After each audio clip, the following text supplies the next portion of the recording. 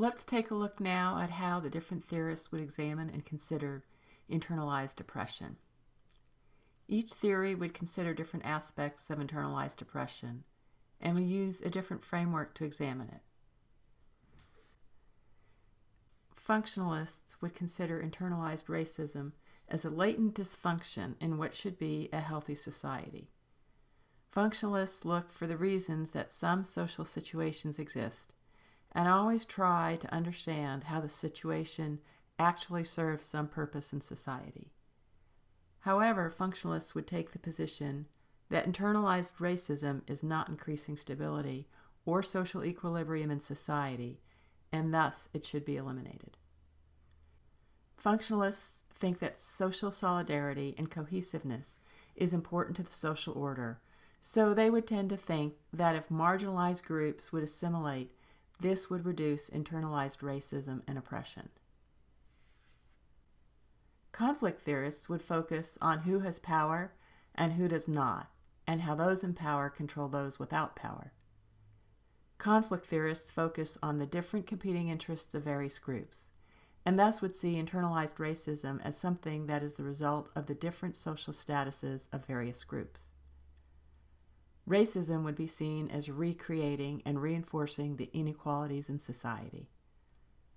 Conflict theorists would recognize that non-whites are in subordinate roles and are kept there to serve the interests of those that are in power.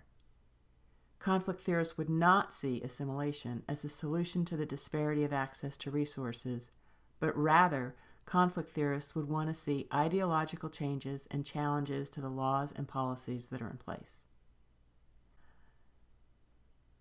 Critical race theorists would be more focused on how unconscious assumptions enter into our thought processes and how we need to expose those thoughts and examine those assumptions so that we don't continue to oppress certain classes of people. Critical race theorists would understand how racism becomes internalized due to our history of racism in not only American life, but also the foundation of this country. The focus to dismantle racism would be education, and we should be exploring the truths about racism and not just talking about ideals. The idea of colorblindness would not be favorable with critical race theorists, because this denies the reality of racism and the need to develop better policies to eliminate it. Racism and discrimination are dealt with not only by academics and policymakers, but also institutional and organizational leaders. There are various organizations that combat racism, ranging from the Legal Defense Fund with the NAACP, to the ACLU, to the Southern Poverty Law Center, and the Anti-Defamation League.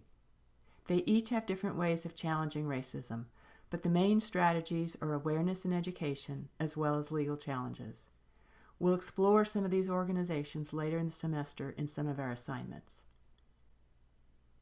So we've talked now about the idea of internalized racism, which promotes the idea to subordinate groups that they're inferior.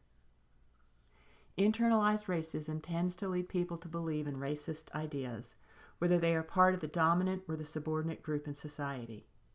We should be challenging ourselves to examine these assumptions, and that's hard work, to dig down into unconscious biases.